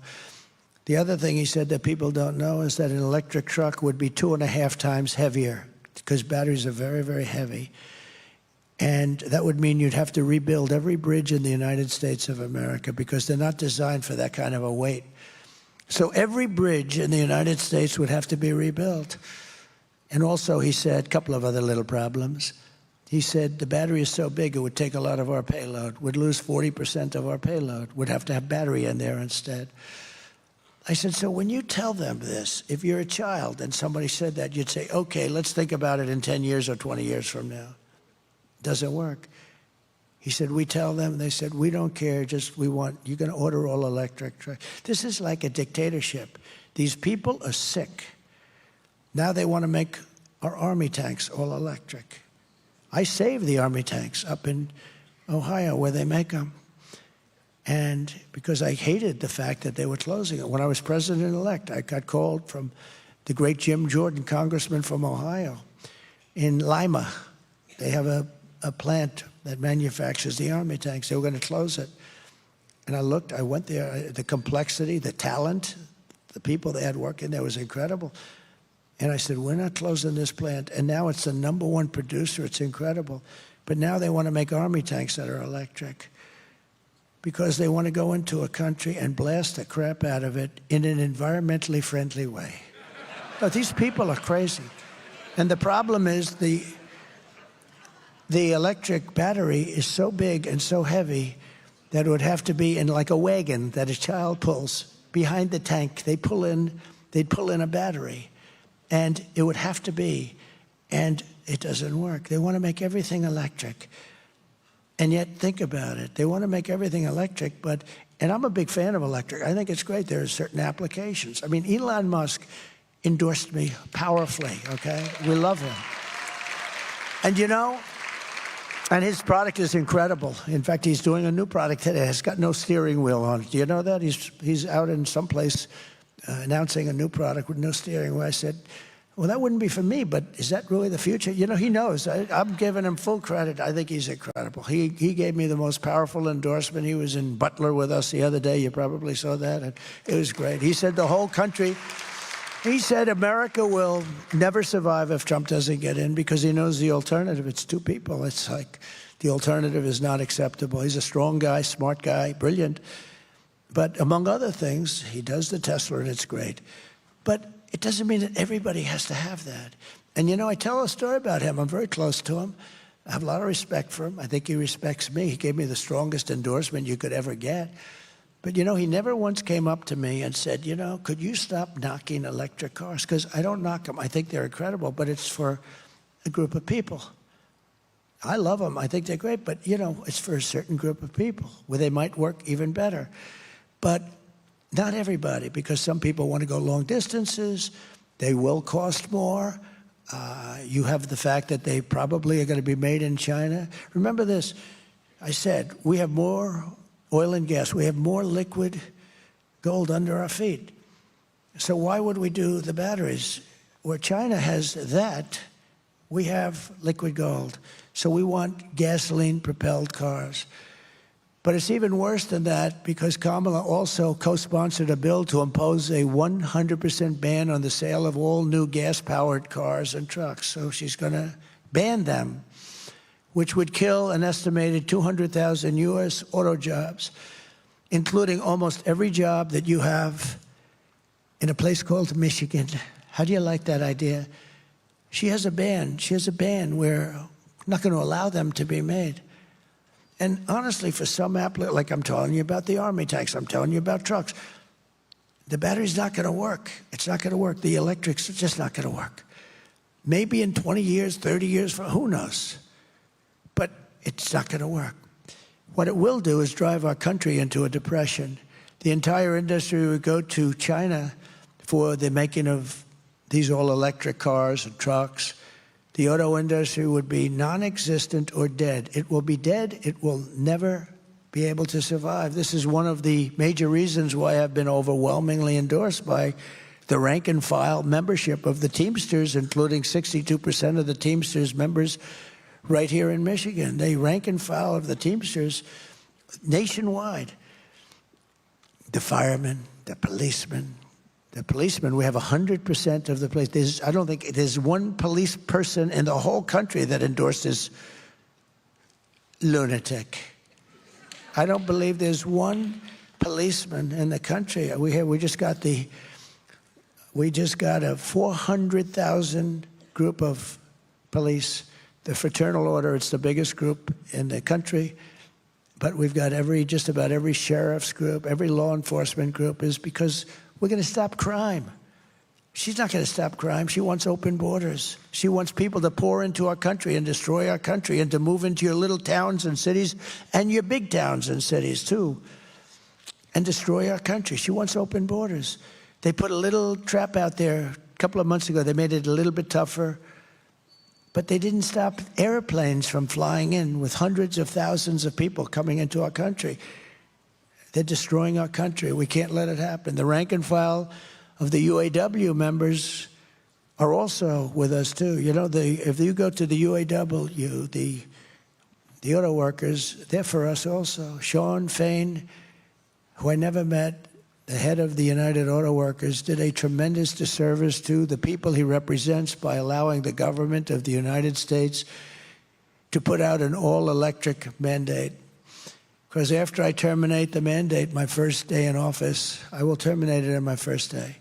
We will go back to making electric cars, gasoline-propelled cars, hybrids, and anything else that comes along at the time. Probably hydrogen I'll do without, because when they blow up, you are unrecognizable. I don't like that. The hydrogen car, they keep talking about hydrogen. The problem is, when it has a problem, it blows up violently. So the beautiful woman sitting in the fourth row, you'd never recognize her again. And somehow I don't want to be able to, I'm not going to buy one of those suckers. I don't care how good if they say they're really working quite well now, that's not going to be good enough. But they talk about hydrogen, who knows? The EV mandate is also a costly disaster for working families. To comply with Kamala's quotas, automakers are forced to jack up the costs of gas-powered vehicles artificially to push consumers toward the very expensive electric alternative. So they're going to raise the prices on one to subsidize the other. That's not a good thing. So Kamala gives rich people $7,500 tax breaks to buy luxury electric cars. A lot of people don't know that, yet she makes the working class pay more for a entry-level car that's powered by gasoline, which we have so much of. And I will reverse this also, this injustice on day one. Kamala's EV mandate is one of the most demented regulations that's been conceived. I mean, we have a lot of them, but this is about as bad as it gets. It'll destroy U.S. auto manufacturing immediately. It'll destroy our trucking-based supply chain, destroy our electric grid, destroy our military, destroy our roads and bridges with vehicles that are far too heavy. We can't even use them. Destroy the state of Michigan, and it'll totally destroy our middle class. That's why I will not only repeal the federal mandate, I will also stop California from imposing any state-level mandate to ban gas-powered cars and trucks. And it's very simple to solve. Vote for Trump, and the gasoline engine will be here for a long, long time. They're going to be here for a long time, and they've got it to a point where it gives very little pollution very little. It's amazing what they've been able to do. But it's what people want. It's much less expensive. It's what people want.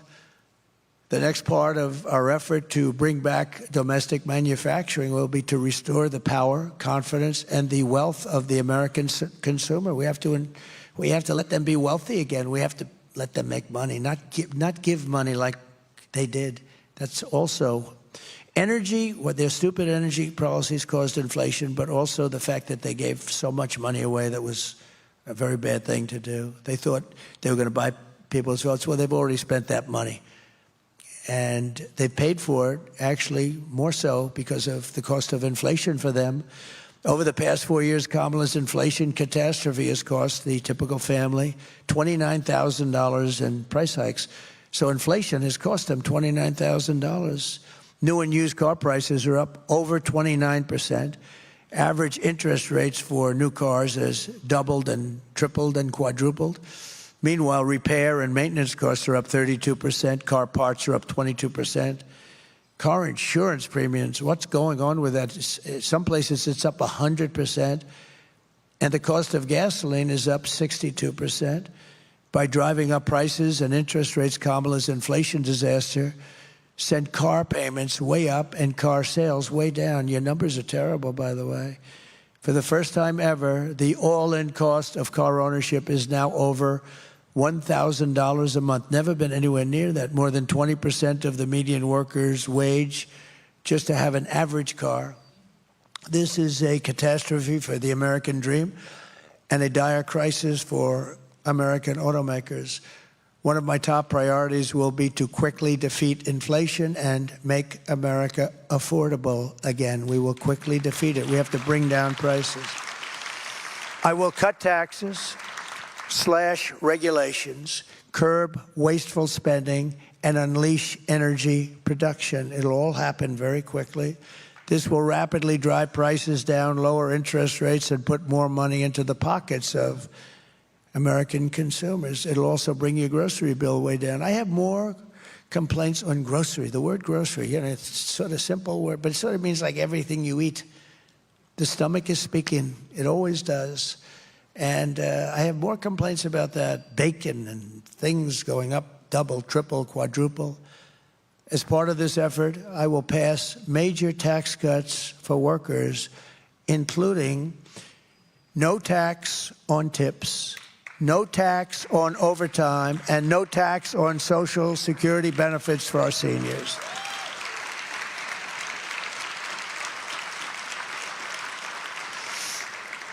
And here's what I told you about before.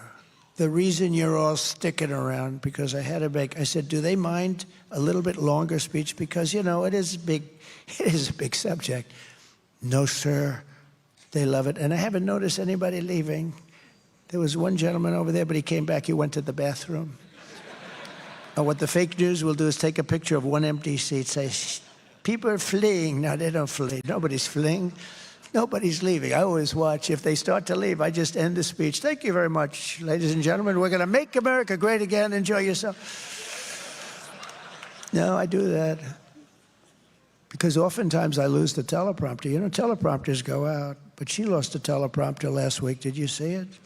She was talking about 32 days to the election, and she goes, there are 32 days. Oh, my God.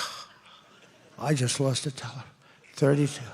Then 32, 32, 32, 32. And I said, what the hell happened to her? And then the teleprompter kicked back on. 32 days to the election. You don't want this for your president. I lose teleprompters probably 5%, 10% of the time. Sometimes I'll be in front of 50,000 people. I'll lose a teleprompter. You got to wing it. You know what you got to do. And you can't say, I just lost my teleprompter. Ladies and gentlemen, how about Biden if he loses his teleprompter? So he goes, do you ever see him lose it? Because they do go off, especially outside. The wind is blowing. I had one in Ohio, Bernie Moreno. I think he has a good chance of winning, by the way. And the teleprompter, it was like 45-mile-an-hour winds and rainy, miserable. And I'm saying, I can't believe We had a tremendous crowd. In fact, he went to first place when I made that speech. And it's going back and forth like this. And you couldn't read it. You ever try read it? And then they blew off the stage. I'm stuck up there. I said, ladies and gentlemen, we have just lost our teleprompters. I hope you enjoy the rest of the speech. And we made a speech, and all I know is he won. He ended up winning the primaries. I was right before the primaries. But this is what you've been waiting for, because today I am also announcing that as part of our tax cuts, we will make interest on car loans fully deductible.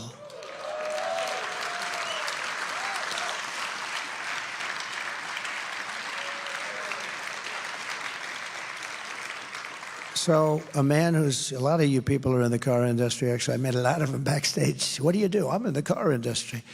But a lot of them, and I told him about it. He's a very knowledgeable person. He said, here's a guy, he's done it all his life. He's sitting right over there. I don't want to embarrass him.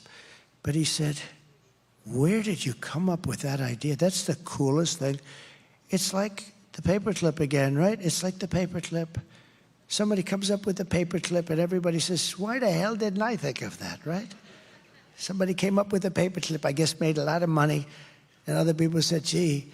But he said, you know, I've been in the car industry all my life. I've never thought about that.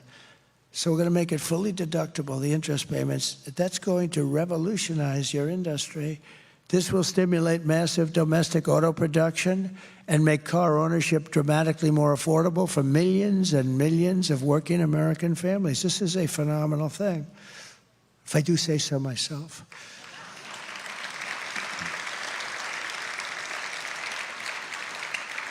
Who likes that idea? Isn't that great?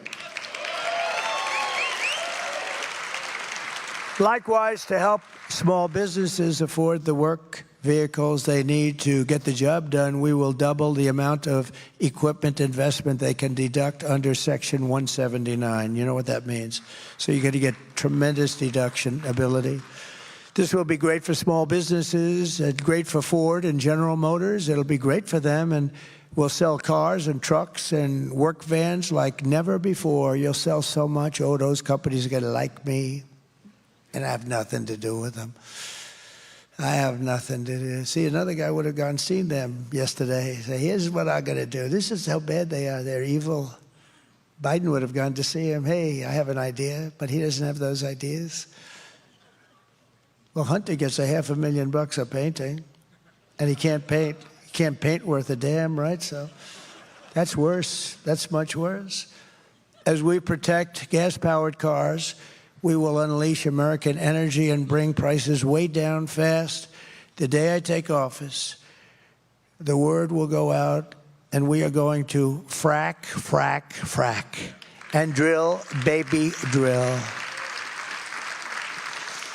And Kamala Harris, she's been against fossil fuels all her life. She has no idea why. She has no idea. But she's been against, somebody told her. But Kamala Harris is doing the exact opposite. She's waging war on American energy, and she's imposed a natural gas export ban that I talked about with you before that's currently in effect, and she is right now shutting down power plants all across our country, ruining our country, ruining our electricity pricing and our grid. She's destroying our grid. Prices will soar by more than 100%, driving us into third world status, even as she forces us to only buy electric cars. Think of it. We don't have electricity. In California, you have brownouts and blackouts every week. In blackouts, I mean, the place is stone cold, broke, no electricity. And this idiot governor over there that I had to deal with, that is really, I don't know if he's really for real. So you have blackouts, brownouts all the time, and now he wants to go 100% electric cars. And then if somebody wants to build some kind of a plant to make electricity, he'll make it impossible for the get. What are they doing? They're destroying our country.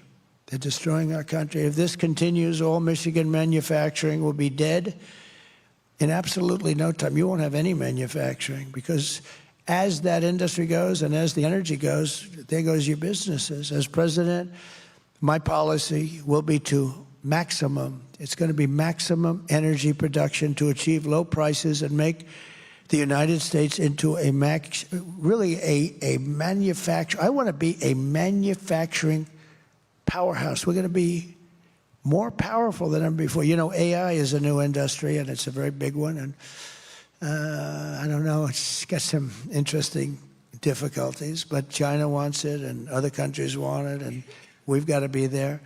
But you know, in order to be able to compete with China, or compete even with anybody with AI, we have to make double the electricity that we have right now. So take all of the electricity we have to double it up just for that one very big industry. It's going to be very big, but it needs unbelievable amounts of electricity. I will cut the price of energy and electricity in half.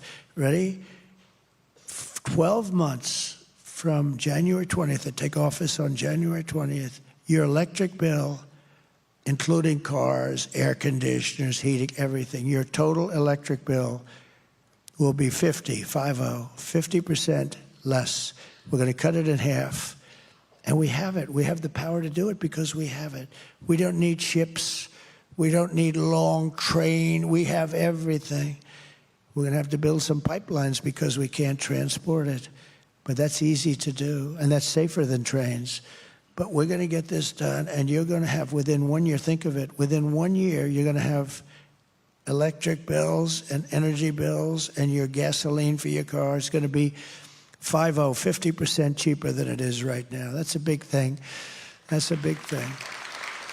But we will seriously expedite our environmental approvals. I will expedite them. If I have to, I'll just approve them because they use that. You know, they use the environmental approvals to stop progress and quickly double our electricity capacity, and we're going to have it doubled and tripled. This will drive down inflation and make America and Michigan the best place on earth to build a factory. And finally, as we bring back our economy and our auto industry, and you're going to see an industry that's going to come back so fast. They all want to be here. But the laws and the regulations and the tremendous crazy taxes and the competition with other countries made it impossible. I will continue my first-term efforts to protect America from the threat of Chinese automobiles. I will stop Chinese and other countries produced automobile and autonomous vehicles. Do you like autonomous? Does anybody like an autonomous vehicle? You know what that is, right? When you see a car driving along. Some people do, I don't know. It's a little concerning to me, but the autonomous vehicles, we're going to stop from operating on American roads. Remember this, I will close the loopholes under Biden and Harris that are beginning to allow Chinese vehicles to creep into American streets. They're destroying Europe. Europe's car industry is being just decimated. This is not just a matter of economic security, it's a matter of national security. We have to have a car industry. And you know, that can be swapped in wars, that can be swapped and make other things. I mean, there's so many reasons you have to keep it. Second World War. Do you know, we built, in the Second World War, we built a ship a day. Nobody can even believe it. Today, we practically don't build a ship a year. We used to build the Second World War. We built a ship a day. Freighters and things, but a ship a day. And today, it's crazy. We're going to get it back to a position where we can do things like that. This is how we will bring back our auto parts and bring back our manufacturing and unlock the destiny of the great state of Michigan. Michigan's going to be your biggest beneficiary for this. We're going to put America workers first, America's jobs first, American cars first, America factories first, and we're going to put the American people first. It's the first time in a long time you've heard that. From commerce to labor to FEMA. Boy, oh boy, have they been treated badly, the people of North Carolina and other states, Georgia a little bit. You get some governors that did a great job, but boy, the federal government let you down. I will work for Americans and only for Americans. I want to work for Americans. America first. It's a very simple policy, America first. When we do all of this, you will witness nothing less than the launch of a new American industrial revolution. Thousands of factories will open up all across our land. Great paying blue-collar jobs will lift up those who have suffered so terribly over the past 4 years. You heard the numbers in the auto industry. It's collapsing. Inflation will come down fast. American cars and products will be exported and admired all throughout the world again. Young people will move from the coasts to big cities and to the heartlands to build their fortunes on the new frontier of the American Midwest. They're going to move back. Instead of leaving, they're going to be moving back. And I'm telling you right now, standing here in the center of this once great city, that by the end of my term, the entire world will be talking about the Michigan miracle and the stunning rebirth of Detroit. That's going to happen very quickly. With your vote, we will bring back our country, we will rebuild our country, and we will reunite our country with American heart, American grit, and American hands. I want to thank you all for being here. This is a great honor. It's such an important day to me because I've been talking about this subject for so long, and I've watched politicians destroy this area, this state, this city. And it's so easy to fix it. We're going to fix it better than anybody ever thought even possible. So God bless you all. And now I think on top of all that, I think I have to answer some questions. Can you believe it? So I'll stay here and I'll answer some questions. But thank you all very much, and we appreciate it. Thank you. Thank you.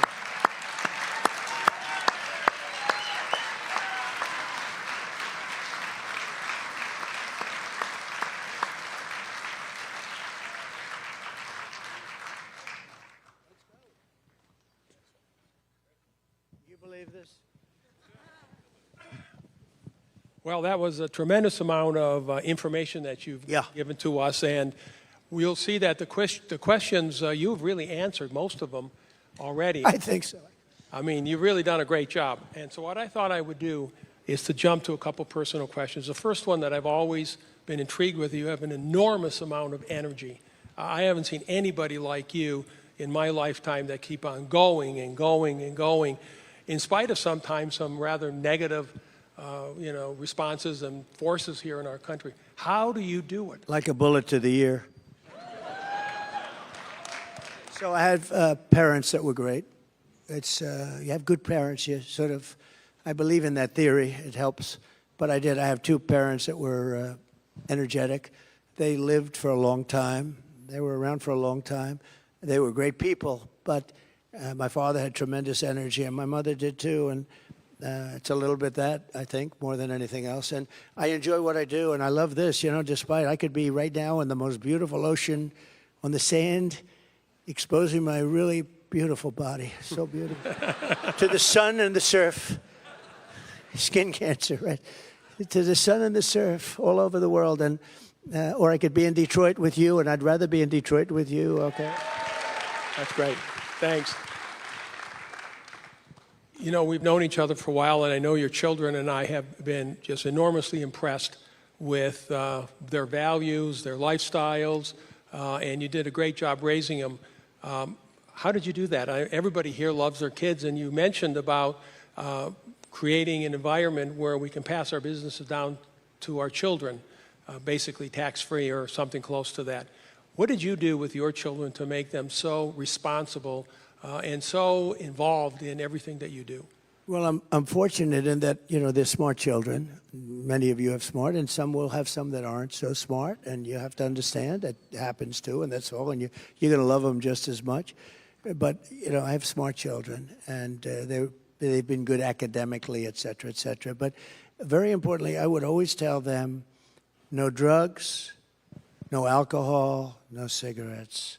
No drugs, no alcohol, no cigarettes. And they'd go out, and Ivanka would say, Dad, stop telling me that. I said, I'm going to tell it to you every time I see you. I'm going to drive you wild with this. You're going to, no drugs, no alcohol. And I would say that. And I hope that, because who knows, right? But they don't have any of those problems. I mean, I've seen friends, very smart people. They have smart kids, but their kids get hooked on drugs or they get hooked on alcohol. Alcohol is, in many ways, like they tell me, I don't know. I never had a glass of alcohol. I had a brother who was a wonderful guy, but he had an alcohol problem. And he sort of do the same. He said, don't ever drink alcohol. He was, and he smoked, and I put cigarettes in that same category, almost that same category, but they're certainly not good for you. But I would always tell my kids, because I've seen parents that had brilliant children, went to the best schools, they were great, but they got hooked on drugs or alcohol, and they never made it. They couldn't compete, basically. They never made it. And many of them are dead. Many of them die. They die with this fentanyl that's coming in. I'm going to get that problem. I had that problem almost solved with President Xi, by the way. And I said, you have to impose the maximum penalty, or we're not going to, I would always talk about trade. We have the power of trade. And I said, well, we're just not going to get along on trade. Hence, I could do things like we talked about. I don't want to go into it, but we can do things. And he and I had a handshake on, he was going to impose the maximum penalty on people that run companies that sell us through Mexico. Almost all of it comes through Mexico. And the maximum penalty is the death penalty. And he was going to impose that. And then we had the transfer power. And this guy came in and he didn't know what to do with anything. And so that went down the tubes. But one of the first things I'm going to do is talk to him about that, because they were going to give the death penalty to anybody sending fentanyl into this country. And that would have really solved a lot of the problem. And the other thing I say, and it's not nice to settle like saying it, but, I've seen a lot of countries. I deal with all of them, and I know that all of them. And the only ones that don't have a drug problem are the ones that have the death penalty. We can set up all of our blue ribbon committees. Everybody calls me. You would call me. My friends call me. Could I be on that blue ribbon committee? And they'd have a blue ribbon committee on drugs and how to stop, these drug lords who are very smart people, very, very vicious, very smart. And we'll have these people from New York, some dilettantes, and they didn't want to talk about it. They just want to be a part of, whatever it is. The only ones that stop drugs, the only ones, are the ones that have the death penalty. And you have to remember, it sounds horrible, but what's more horrible is what they do to our country, because on average, he or she, male or female, drug dealer, will kill 500 people. And that doesn't include the families that are devastated. I know families that lost a son or lost a daughter. They've never been the same. I mean, they're like different people. You talk to them, and they're just years later.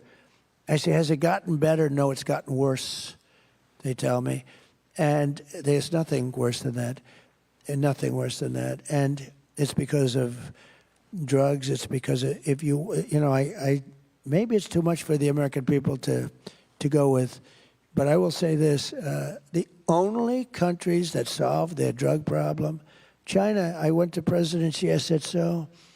First time I met him, I said, do you have a drug problem? No. 1.4 billion people. And why don't you have a drug problem? He says, death penalty, quick trial. What's a quick trial? The dealer is immediately put on trial. They don't have 9 years of legal and then another 9 years of appeals, 22 years later, and then they're released. No, this is, they don't play games, and, it's a tough deal. But he said, quick trial. I said, what is quick trial? Immediate trial. And you know what the drug dealers do? They say, hey, let's get the hell out of here fast. They don't play games. They don't play games. They even send the bullet to the family, and they make them pay for the bullet. They make them pay for the bullet.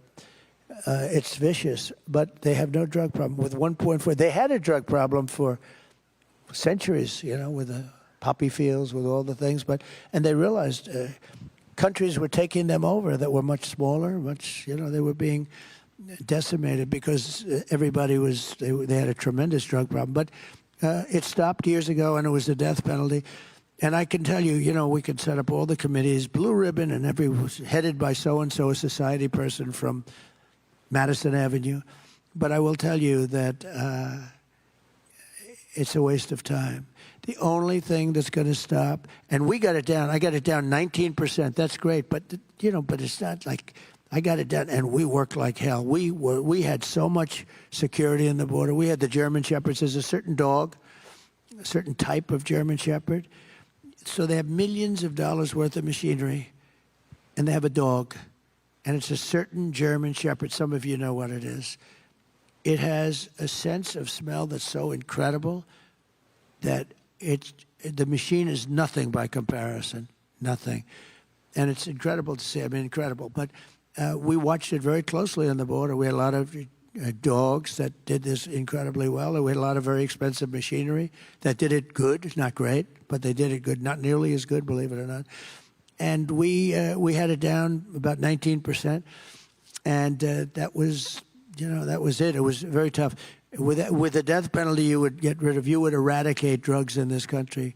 But and I talk about it a lot. I say that because maybe people have to get used to it because it sounds harsh. But when you think of it, if they do kill on average 500 people, everybody in this room knows a lot of people that they lost a child or sometimes a father or mother, but they've lost a child to fentanyl. And that wouldn't have happened if we had the death penalty. But the country's going to have to tell us that they're ready for it because, it's a pretty big step. You mentioned the Abraham Accords and Israel. This community is one of the largest Arab communities in the United States here, Dearborn, Michigan, and we have a thriving and very, very large Jewish community. Upon your inauguration, what will you do to accelerate the Abraham Accords and peace in the Middle East? What can we possibly do at this point in time to change the direction right now and move forward? It's got to change. It's got to change fast. Also, the Abraham Accords, well, we did that. Nobody believed it. We had 4 very important countries early on, and we would have had all of them in.